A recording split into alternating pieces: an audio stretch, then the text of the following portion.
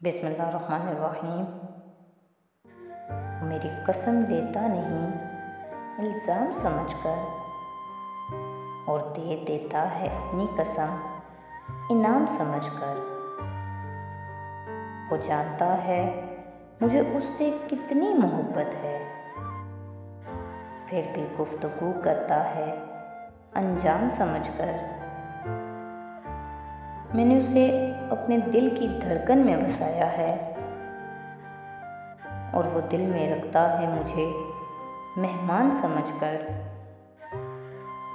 अगर उसे हमसे मोहब्बत नहीं तो ना सही, मगर क्यों इल्ज़ाम देता है गुमनाम समझकर।